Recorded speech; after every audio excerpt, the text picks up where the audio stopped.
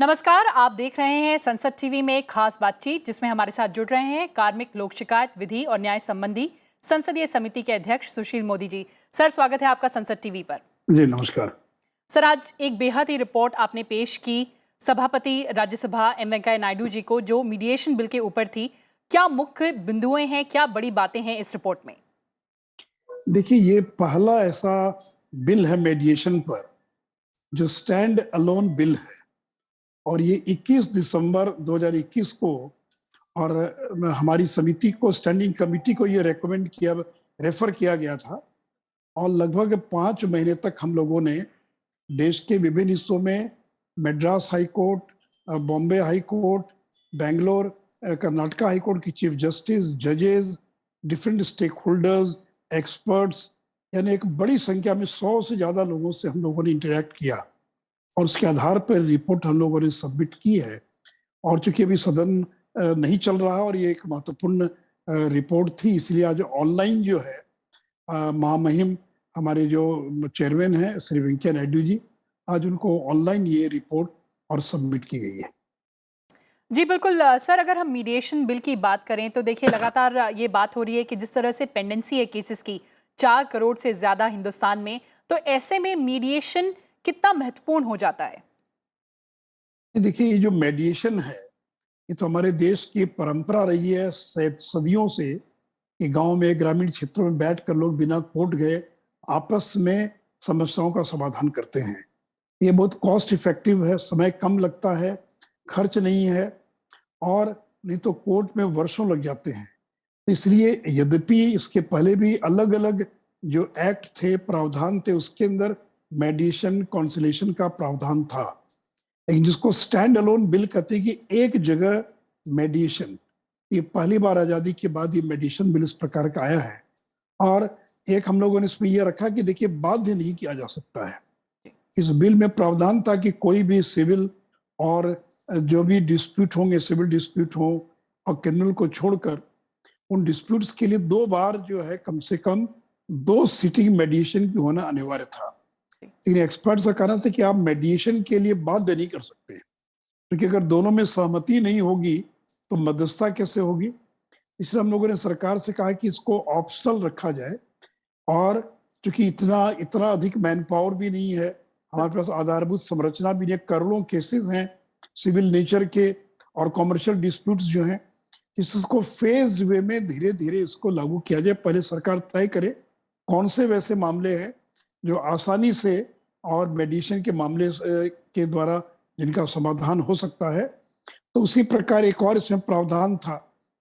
हम लोगों ने ये रेकमेंड किया कि सरकार केवल कॉमर्शियल डिस्प्यूट्स नहीं बल्कि जो सिविल डिस्प्यूट्स भी हैं उनको भी और सरकार के स्तर पर समाधान होना चाहिए, क्योंकि सबसे बड़ा लिटिगेंट सरकार है जी।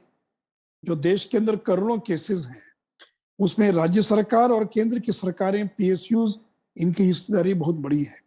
तो अगर हमने सरकारों को केवल कॉमर्शियल डिस्प्यूट्स तक सीमित कर दिया तो फिर बोझ कम नहीं होगा। इसलिए हम लोगों ने ये सुझाव दिया कि नॉन कॉमर्शियल जो डिस्प्यूट्स हैं इनका भी इसके माध्यम से समाधान हो।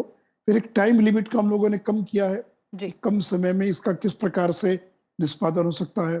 फिर ऑनलाइन का जमाना है, हम लोगों ने सुझाव दिया कि ऑनलाइन मेडिएशन का भी एक डिटेल इसके अंदर चैप्टर और होना चाहिए। यद्यपि इसके अंदर उल्लेख है उसी प्रकार जो सिंगापुर कन्वेंशन है जी, दुनिया के बहुत सारे देशों ने उसको साइन किया है, भारत भी इसका एक सिग्नेटरी है, लेकिन अभी तक वो रेटिफाई नहीं हुआ है। तो किस तरह से हम भारत को अंतर्राष्ट्रीय मेडिएशन के एक हब के रूप में हम विकसित कर सके, इन सारी चीजों पर और विस्तार से हम लोगों ने सुझाव दिए हैं। जी बिल्कुल। जैसा कि आपने बताया कि आपने लगातार स्टेक होल्डर कंसल्टेशन किए, कई लोगों से बात की, एक लंबी व्यवस्था रही इसको स्क्रूटनाइज करने के लिए। सर, समझना चाहूंगी कि जो डेवलप्ड इकोनॉमीज हैं वहां पर मीडिएशन बेहद ही इंपॉर्टेंट है, तो ऐसे में क्या कुछ एक सीख है जो भारत के लिए हो सकती है इन डेवलप्ड इकोनॉमीज से? नहीं, देखिए, डेवलप्ड इकोनॉमी से एक तो सीख यही है कि हमको कोर्ट के बोझ को कम करना है। और भारत चूंकि इतनी बड़ी आबादी का देश है, 130-135 करोड़ की आबादी है और कोर्ट पर बहुत ज्यादा प्रेशर है। दुनिया के बाकी देशों में इतना प्रेशर नहीं है, लेकिन वहां पर मेडिएशन बहुत सफलतापूर्वक उन लोगों ने संपन्न किया है। तो इसलिए हम लोगों को भी मेडिएशन जो है, यद्यपि पहले से जो कोर्ट एनेक्स्ड मेडिएशन था उसकी व्यवस्था थी, फैमिली कोर्ट भी एक प्रकार का मेडिएशन है। जी। तो फैमिली कोर्ट में भी कोई डाइवोर्स के लिए जाता है, किसी और चीज के लिए जाता है, तो कहते हैं कि पहले आप आपस में बैठकर सहमति पैदा करने का प्रयास कीजिए, अगर सहमति पैदा नहीं होती है तभी आप कोर्ट के अंदर आइए। तो मुझे लगता है कि जो पश्चिम के देश है और जो डेवलप्ड इकोनॉमी उसे यही सीखने के लिए कि ये मेडिएशन को हम कैसे व्यापक बना सकते हैं। और ये बिल आया और मुझे उम्मीद है कि आगे आने वाले वर्षों के अंदर जो मध्यस्थता है, ये समस्याओं के समाधान में जो केसेस हैं उनके समाधान में इसकी बहुत बड़ी भूमिका होगी। सर, आपने बेहद ही अहम बात कही कि भारत को जो आर्बिट्रेशन है, मीडिएशन का, उसको ग्लोबल हब बनाने की कोशिश है। ऐसे में चलते चलते आपसे जानना चाहूंगी, क्या है आगे का रास्ता, क्या चैलेंजेस और कैसे इसको एड्रेस किया जा सकता है?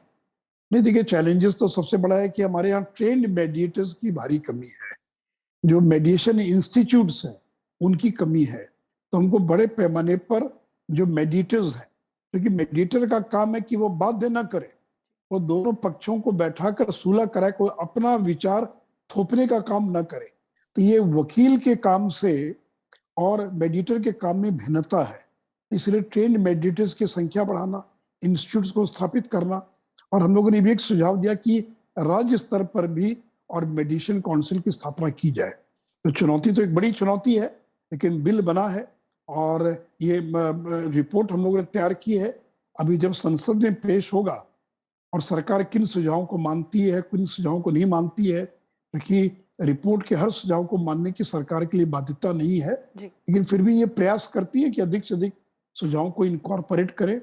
और हम लोग तो सरकार से आग्रह करेंगे कि अभी जो सत्र प्रारंभ हो रहा है 18 जुलाई से, इस चलते सत्र में ये मेडिएशन बिल अगर आ सके तो काफी अच्छा रहेगा।